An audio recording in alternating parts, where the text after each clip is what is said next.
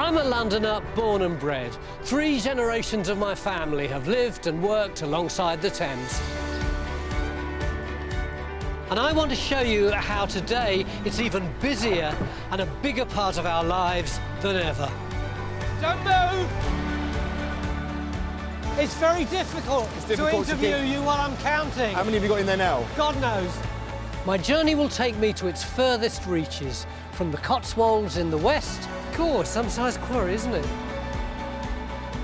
To where the river meets the sea in the east. They're all laughing over that side. Keep a straight face. I'm doing my best. I'll meet people whose working lives depend on the Thames and who feel as passionately about it as I do. We love our Thames. We're so lucky. Best job in the world, Tom. Well, apart from yours, obviously. I'll go behind the scenes of its most iconic landmarks. Oh, wow. Bang! And discover its hidden gems. They do look sci-fi, don't they? This is the River Thames as you've never seen it before. Hectic, hard-working, breathtaking, awe-inspiring. I can't wait.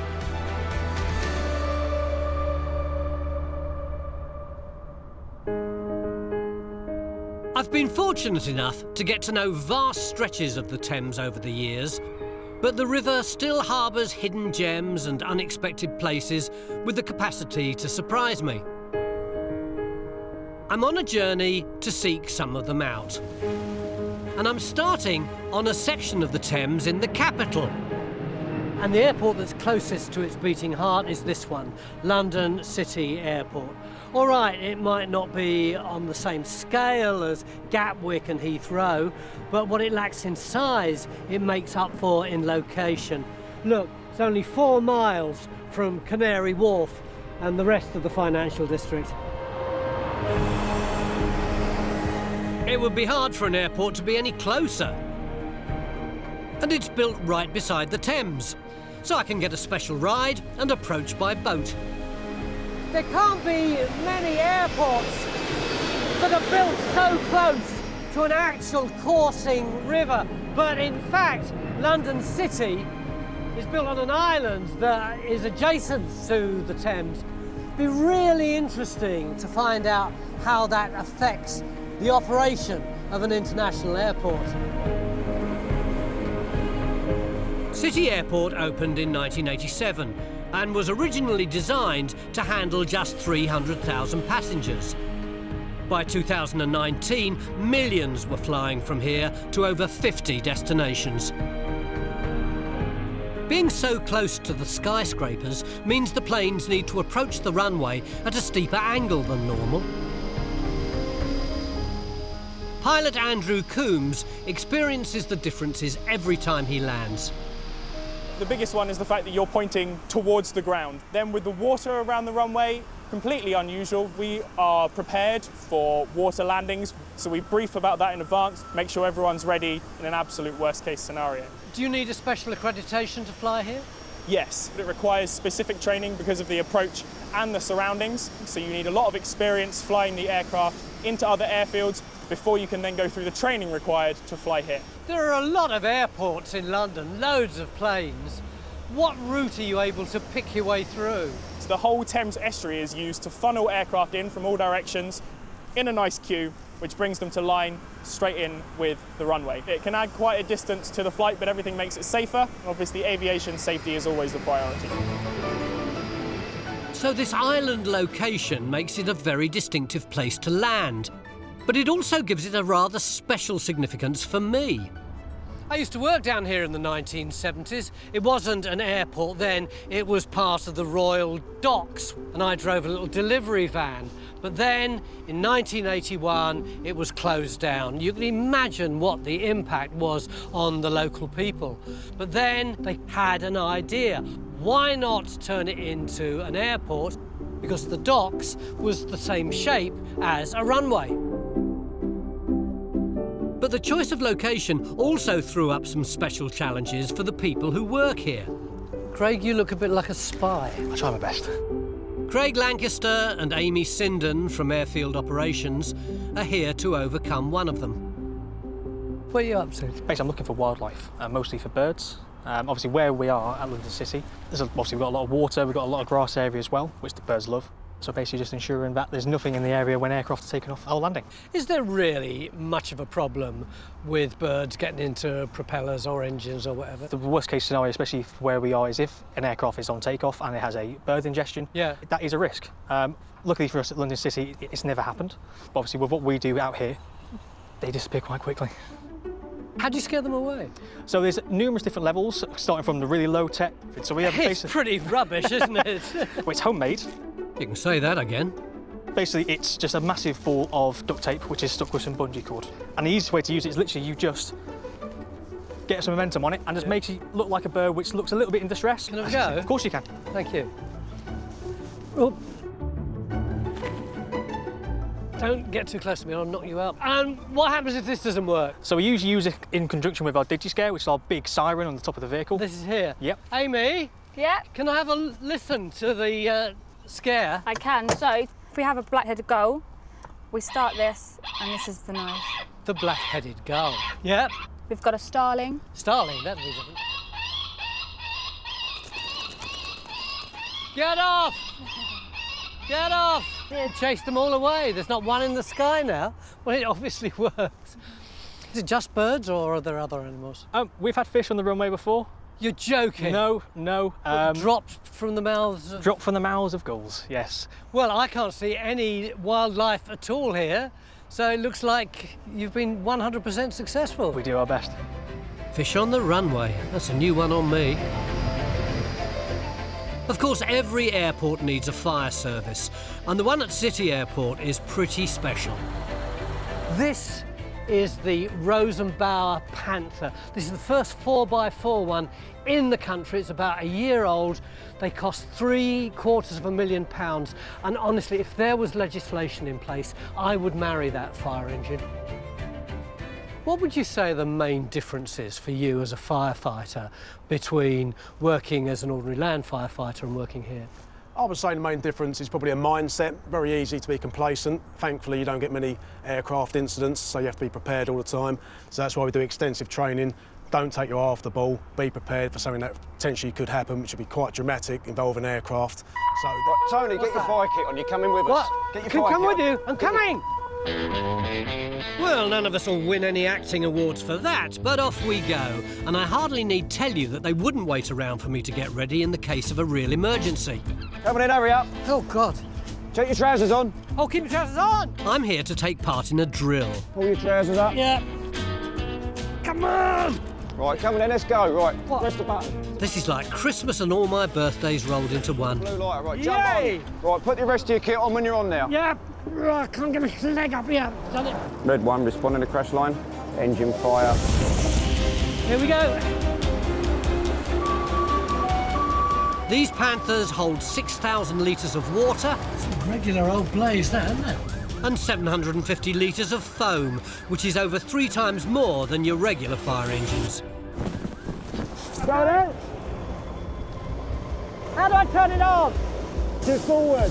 Right, open. Here you go. Now up and down.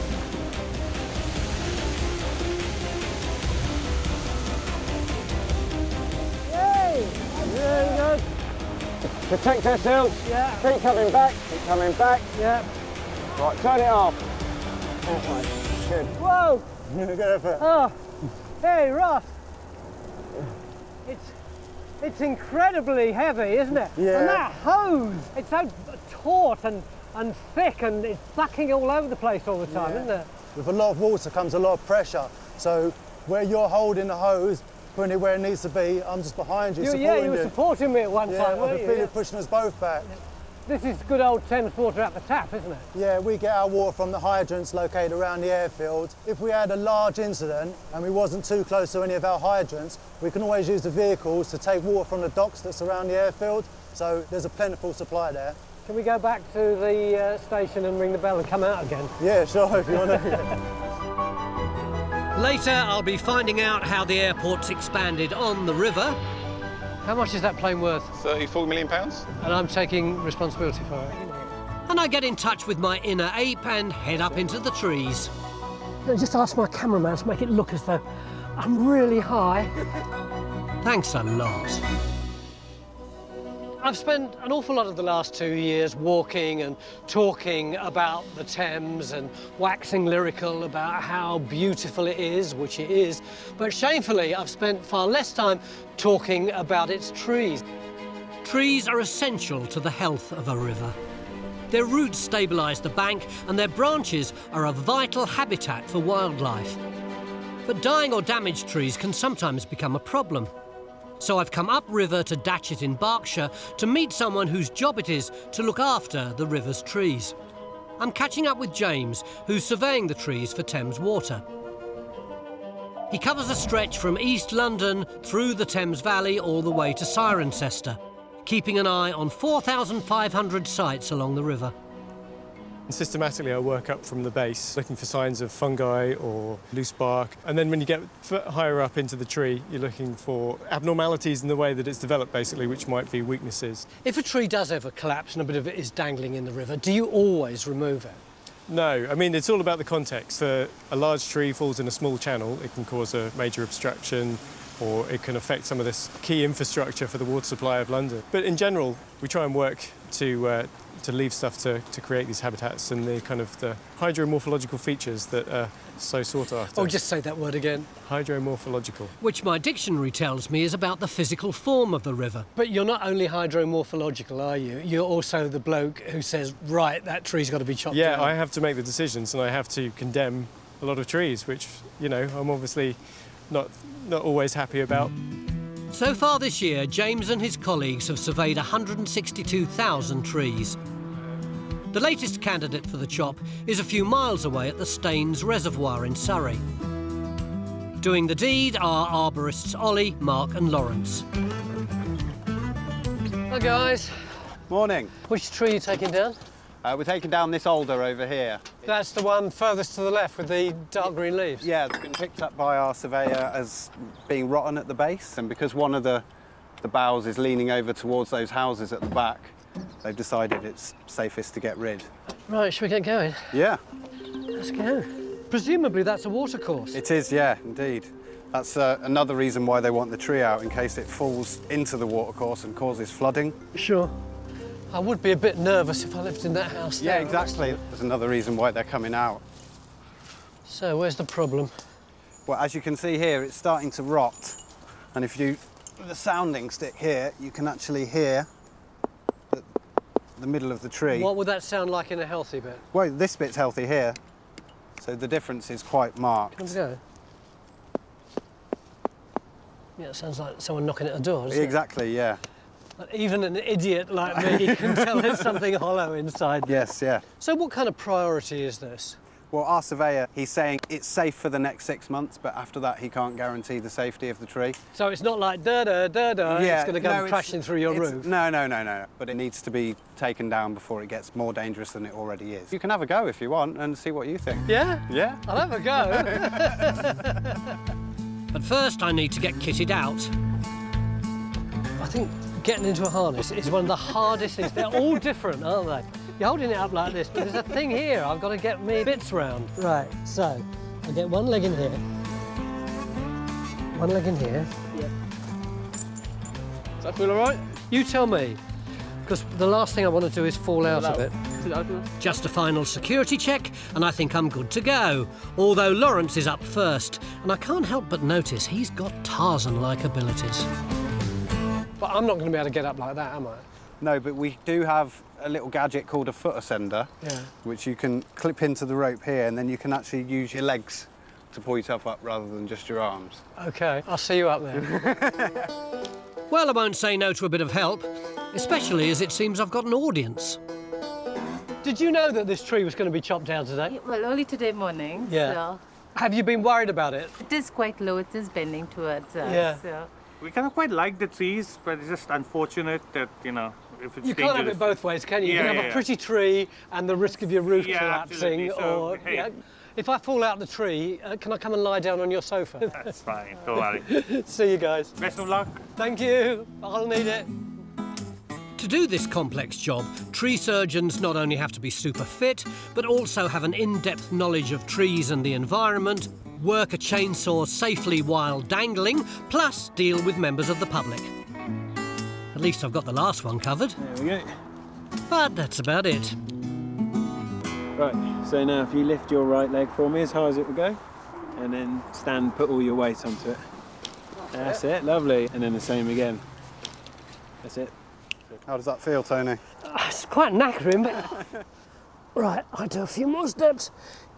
Can I just ask my cameraman to make it look as though I'm really gone up really high? Can you do that, Will? Make it look really dramatic.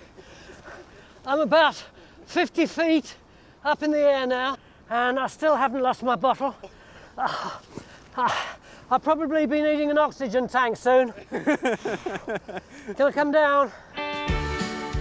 Yep, that's quite enough for me. I'll stick to being the land-based support crew from now on, thank you. So how do we get the chainsaw up? So if you hang on to that purple rope, yeah, and if you hang on to that and yeah. go, yep, yep. Here we go. Thank you. Now there's only one thing for it.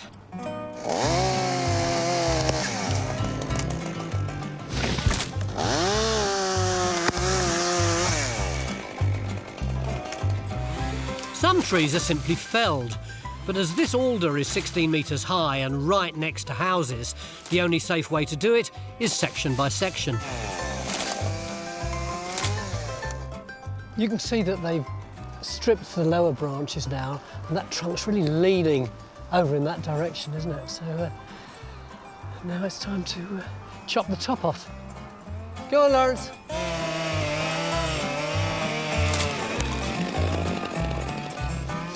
Whoa! Result. Job. And he didn't take out the neighbour's fence. The tree's finished off in the wood chipper. It'll be recycled, but still it's one less tree on the Thames and one less home for the birds, insects and animals that may have lived in it. I know this is very efficient, but you don't sometimes feel that you're taking a shredder to an ecosystem? Yeah, quite often we do feel like that, but at the end of the day, if it's health and safety concerned where people are involved, then unfortunately that outweighs nature. Yeah. You know, we try our best. Like Lawrence is over there at the moment making eco piles. What's an eco pile? It's like a habitat pile out of the logs we cut down. A little house? Yeah, for the basically, baby yeah. mammals and the insects. You take care with that little house, Lawrence. Make it nice. The team work closely with ecologists, making sure that felling is done carefully if things like bat roosts or badger setts are nearby. And if they spot any protected species, the work is stopped immediately and they call for advice. I always get a bit upset when I see a magnificent old tree being chopped up and put in the shredder. But the reality is, if we want clean water and if we don't want our roofs being smashed in, then some trees are going to have to be sacrificed. The plan is, though, that Thames Water will plant 100,000 new trees for future generations.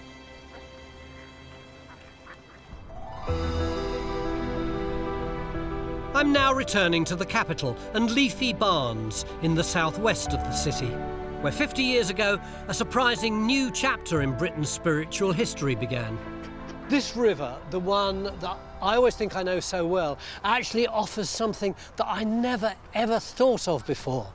It provides holy water. I've always known that the Ganges in India is sacred to Hindus, but I never knew that's also true of the Thames. Tiluk Parekh has researched the story, which begins in 1970. To me, this is just a set of stairs, but to you, they're imbued with great significance, aren't they? Yes, so it was at these steps where the Thames, in a sense, became holy and sacred for the Hindu community. In the 60s and 70s, London was home to a small but devout Hindu population who invited a prominent guru, Yogi Ji Maharaj, to visit. He was quite elderly and frail, so to come to the UK was a task. Yeah. And he set a condition. He said, if you build a temple in the UK, I will come to consecrate and open the temple. So they found a disused church in Islington. So he came over and he consecrated the temple. But the Guru wanted more, to give London's Hindus a sacred river of their own. He had one wish, which was to come to the Thames. And this Guru would travel with a small image of God, a metallic statue. The Guru said that I want to bathe this image of God in the Thames. Now all the devotees there were about 300 of them that had gathered, had a small vessel, and they placed this metallic statue of God in that vessel, and they got water from the river and bathed that image of God just at this spot here. What I don't understand is the Thames at that time was pretty flipping dirty. I would have expected him to want some crystalline, transparent water. That was the very concern of the devotees and all the other sadhus or the monks that were present. So they even told him that, are you sure, this is dirty? And he was insistent. He said that water is inherently pure. And I want God to bless the Thames, so that whoever drinks the water from the Thames, whoever bathes in the water from the Thames, they attain peace. So has this river remained spiritually important to London Hindus ever since? When Yogiji Maharaj blessed the river, for many Hindus across the UK, it's become a place of pilgrimage. That's such glorious timing that as you finish that bit of the story, the River Thames itself comes lapping towards our feet. Maybe that's just a coincidence, or maybe it's spiritually rather beautiful. I've never been a particularly religious person, but the older I get, the more I think that ritual ought to be important in our lives, because it marks special people, special places, special emotions. So I'd like to see more ritual associated with the Thames, because it's a really important river. It's an underrated river, and in my view, it is a blessed river. Next, after seeing the Thames holy water take centre stage, I finally visit the home of one of my heroes. Oh, it's exactly as I pictured it. Ever since the water of the Thames was made holy by Guru Yogi Ji Maharaj, Hindus have been able to use it in religious ceremonies. Since the 70s, London's Hindu community has gone from strength to strength. And today, I've been invited to visit this magnificent temple in Neasden in the northwest of the city to witness how that water is used. There's the arc of Wembley Stadium, and yet in the middle of all the deafening noise of North London, you've got this exquisite building dedicated to tranquility and peace.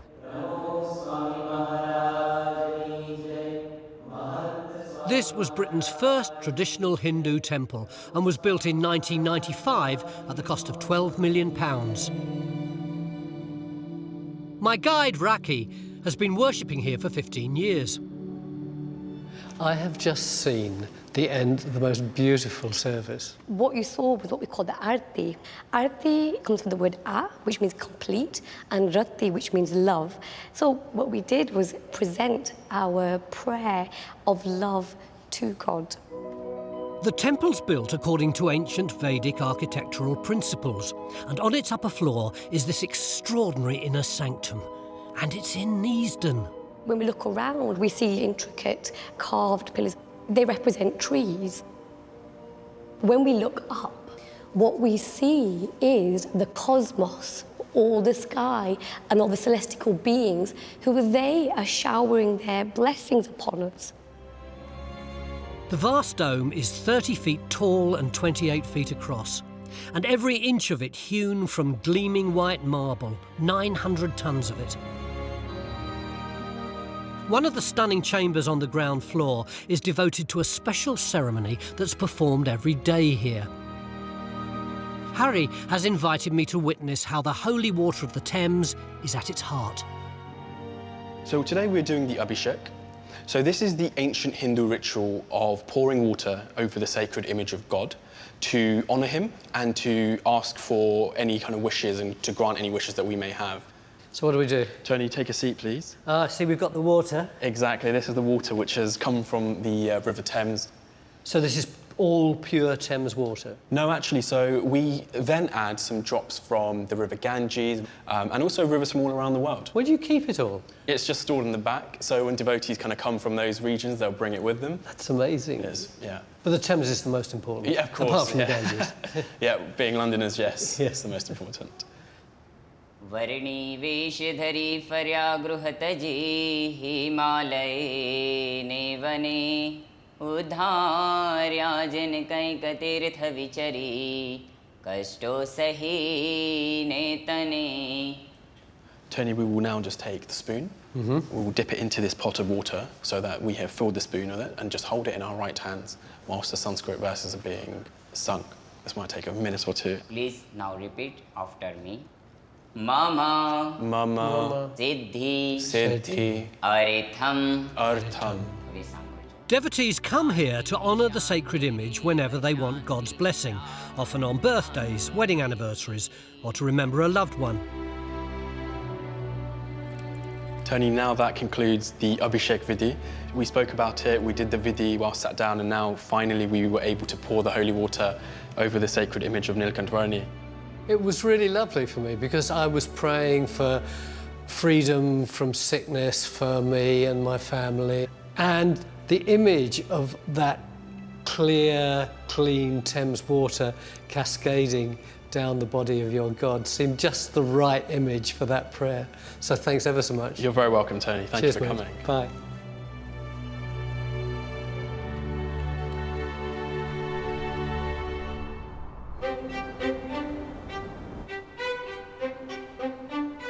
The river's peppered with places that one way or another have played some part in my life.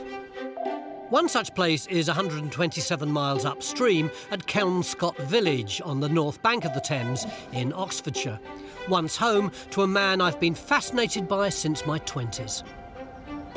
In the early 1970s, I did my first long-running television series called Little Big Time, and it was the first time I'd had any extra money, so I decided to decorate my bedroom. And I got this amazing wallpaper. It had peacocks all over it and elaborate leaves and branches and pink roses, and it was designed by a bloke called William Morris.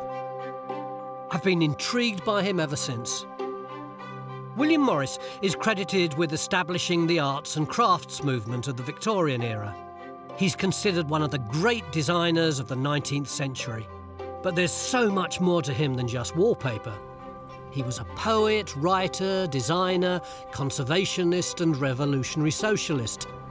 And though he spent much of his life in London, many of his ideas sprung from his riverside retreat out here, Kelmscott Manor. Oh, it's exactly as I pictured it, and it doesn't look as though it's been touched at all for a century. While it's usually open to the public, Kelmscott Manor is undergoing major renovation till the end of 2021. But Gavin Williams is giving me a tour of the treasure trove of a garden.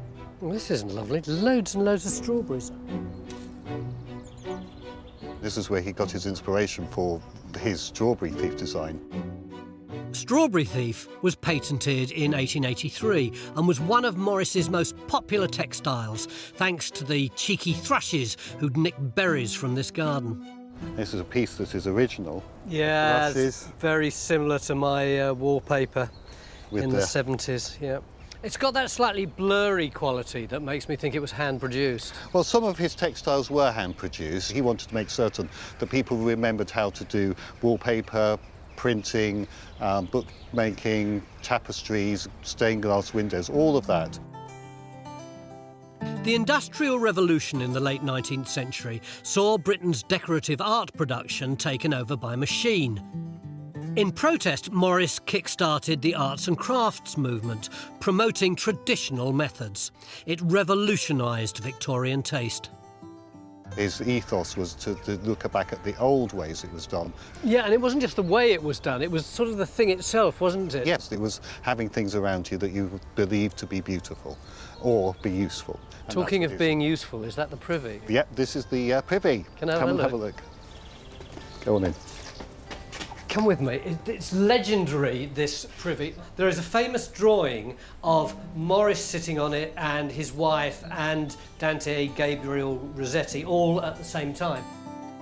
Poet and painter Rossetti was Morris's friend, but he was obsessed with Morris's wife Jane and would go absolutely anywhere to be near her. People think it was a three-seater toilet, but it isn't. These two are just ordinary seats, and that's the business end. It's cute, isn't it? How did he actually use this place? Well, this place was such an inspiration for him. He wrote books about it. Some of his most iconic designs came from here. I mean, News from Nowhere, which is one of his most famous books, is about a man who goes to sleep in London and wakes up in a utopian world and travels up the Thames to this many-gabled old house, which is this socialist group of people living in harmony together.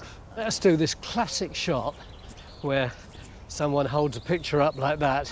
This is the frontispiece of the book, and that is the house now.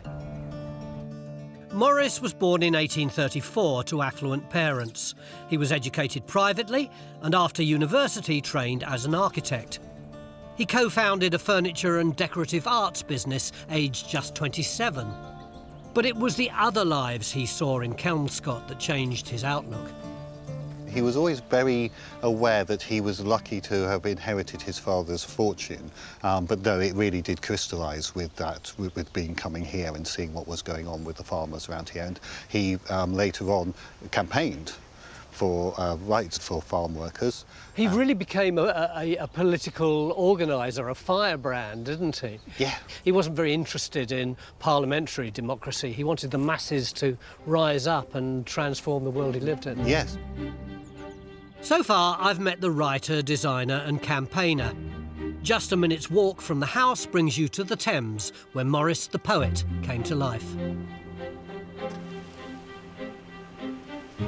I get the sense that William Morris was really drawn to the Thames. Does he refer to the river very much in his books? Well, yes, he runs through quite a lot of it, and his poems as well. He wrote a poem called The Bed at Kelmscott, and it starts off, "The wind is on the wold, and the nights is a cold, and Thames runs chill twixt mead and hill, but kind and dear is the old house here, and my heart is warm midst winter's harm." And Morris didn't stop there. In 1877, he helped set up the Society for the Protection of Ancient Buildings, which promoted making the renovation of old buildings as sympathetic to their history as possible. It still exists today, and I can see its influence at work right on the Thames, just upriver here, with stonemason Andrew Zeminski. The bridge was built in 1280. King John ordered the monks of Abingdon Abbey to pay for 3 new bridges to connect the new wall towns that were going up with the farms that they owned. Newbridge is the only complete medieval bridge left on the Thames. It's stunning, but its age makes it vulnerable. Road salt rots its stonework, it suffers flood damage and bumps and scrapes from drunk boat owners, apparently. Andrew specialises in conserving stonework, and Newbridge has benefited from his expertise. The way that you approach doing repairs on this bridge is very much the William Morris way of doing things, isn't it? Absolutely. I'm a William Morris Craft Fellow. I was trained at Salisbury Cathedral, and the approach there was to cut out the minimum amount of stonework that you could. So we try and keep as much original material in as possible. They've even recovered stone from the riverbed. I think William Morris would be really chuffed if he was around now and could see the way you do your work. And I think the impact he's had on the British cultural scene is way beyond his wallpapers and his chintzes. The philosophy of repair for ancient buildings, which we just take for granted, has come directly from him. Well, he would have passed under this bridge on the way to Kelmscott so many times, and he would have known this very well, and he would have cast a professional eye over it. So I really think he would have approved of the methods that we use that are traditional, but, you know, we do use a few modern materials as well.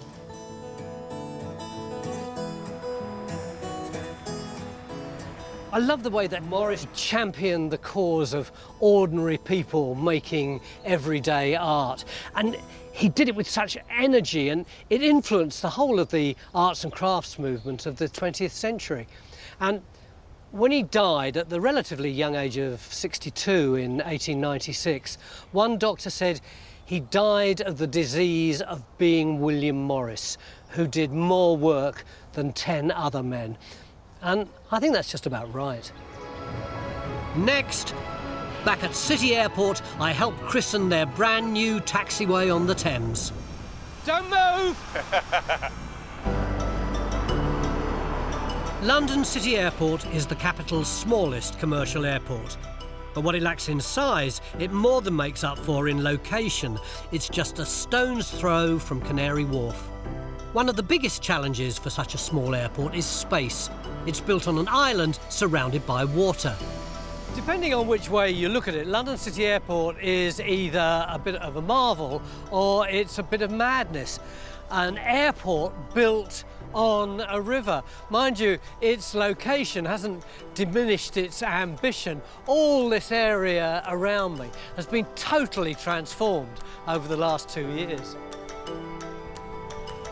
They're coming to the end of a 2-year expansion. But building on a river is anything but run-of-the-mill. So, to explain the changes, I'm meeting Construction Director David Amable-Lena. If we went back 2 years ago, we would be standing on water. We've reclaimed a whole load of the marine environment. We've built a 70,000 metre square deck. So when you say the river was here, is it still here under our feet? Oh, it's still here underneath. So if you look over there, you can see the concrete, and if you look underneath, you can see the brown piles underneath, which you bore 15, 20 metres into the riverbed, and then we stitch them all together. So it's a complete marine operation. Yeah, access must have been quite difficult. Yeah, we bring our people and our materials over on tugs and barges, basically. It must be quite rare building an airport in the way that you're doing this. Yeah, it's very much the real challenge of reclaiming the water, building while keeping the runway operational, having cranes in the air while planes are coming in and landing. It's a hugely complicated challenge. The works will provide space for 8 new stands, with a pier for gates. But surprisingly, the main stretch of concrete isn't for a second runway, it'll be a taxiway. I thought you'd have been better off having another runway. What we needed was a parallel taxiway. So we use our runway to taxi and to take off. So having a parallel taxiway allows us to take off from east to west and move planes from west to east at the same time. So we can just continue to use the runway uninhibited by planes taxiing. That's the key thing for us. And that allows us to increase our hourly movements from 38 to 45. It allows us to increase our passengers from 4.5 to 6.5 million. That's an increase of 50% at an airport built on an island. It's remarkable. Before they can open the new stands for flights, they have to undergo a rigorous process, checking that the planes that land here fit the space. Ben Harrison is in charge of planning how and where the planes park. What we're going to do now is we're going to certify this stand and integrate it as part of our operational integration strategy. I've no idea what any of that sentence just meant. We're going to ensure that the plane fits on the stand and that the stand is good to go into service. How will you do that? So we're going to bring an aircraft down under tow. It will come down the yellow line with a tug. We'll position it onto the stand, and then if everything meets up, we'll give it the go-ahead and sign off. Why is this so important to the airport? Because this is what increases our capacity, and this is the combination of so many years' work and construction, and it's now coming to fruition. So this really is the final bit of the jigsaw in getting all these planes stacked so that you have bigger capacity? Absolutely, this is the final piece. And that's your responsibility? That's my responsibility. Should we give it a shout? Let's do it. Woo! So, believe it or not, I'm getting the chance to live out another boyhood dream. I'm going to bring the plane onto stand under the watchful eye of Dave. Dave, they've said that you'll tell me what to do. What's your job? Ramp agent. So works here. Ramp agent? Yeah. You rampage around? I get to play with the planes every day. Oh, ramp agent. Yes. This is the ramp, sort of the area that we're working in today. Yeah. Yep. What does your job involve? Marshalling, offloading, loading, giving them power, helping the passengers with steps and stuff on the aircraft. So you handle the baggage as well? Yes, yeah, a bit of everything. We're the only You're the airport. blokes we moan about? Yes, yeah. The ones you see throwing stuff on the news, that's not us. So what are you going to be involved in doing today? What am I going to be involved in doing? Well, today we're going to get the aircraft onto stand. So when do I do what? Okay, so we're going to be on that side over there. So the aircraft is going to come down the line and be turned by the tug. Yeah. We're going to have an agent there, and they're going to be sort of giving us a wingtip so the back end of the plane is inside the stand. Yeah. Once it's in, we're then going to give the driver the signal to say, yes, it's in. Thumbs up, both arms sticking out. Yeah, perfect. Yeah, there we go. Yeah. And then the driver's going to give us a signal that the brakes need to be set on the aircraft, and then we'll give that to the pilot in the cockpit. So open hand to a closed fist. Yeah. He'll give it back to us so we know what's happening. I'll just show you how to put the chocks in as well. Oh, yeah, I'd love to do that. And then the chocks in signal to the captain, again, is going to be jabbing motion, thumbs inwards to say that the chocks are in place. They are in. Yeah, nice and big above your head. Yep, that's it. How much is that plane worth? 34 million pounds. And I'm taking responsibility for it? Yes. But I'll be with you, don't worry. I don't think you even need bother, mate. I've done it a lot of times, don't worry. We've not lost one yet. This is one of the last pieces of a 2-year project. So the first signal I'll be doing is this one, yeah? Yes, yeah, we're doing that. So we get the same signal. This jet carries 100 passengers. Its wingspan is 28.7 metres. There's no room for error.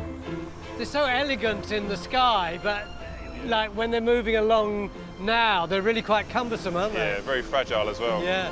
I'm starting to wonder if they might be regretting allowing me to lend a hand on such a red-letter day for them all.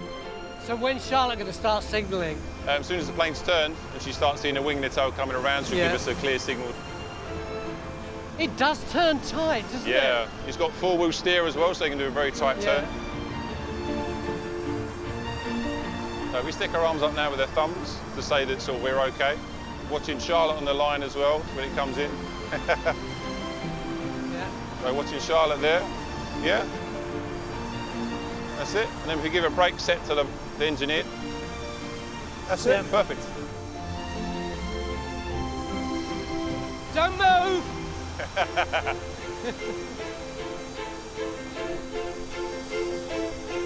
Shocks are in. Like your hair. Very elegant. Everything looks OK to my untrained eye, but then what would I know? It's Ben who has to be convinced that everything's in order. How's that, mate? Oh, very relieved. Went perfect, actually, just as we hoped, and that's a combination of many years' work. So, very relieved. We can now sign this off and put it into our operation tomorrow morning. That's great. Congratulations. Really, really important. The signals weren't bad, were they? They were spot on.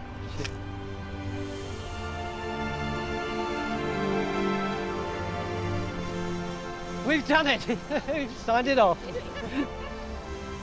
Being on all this concrete surrounded by water and marshalling an aeroplane in felt like I was on an aircraft carrier. It was absolutely brilliant.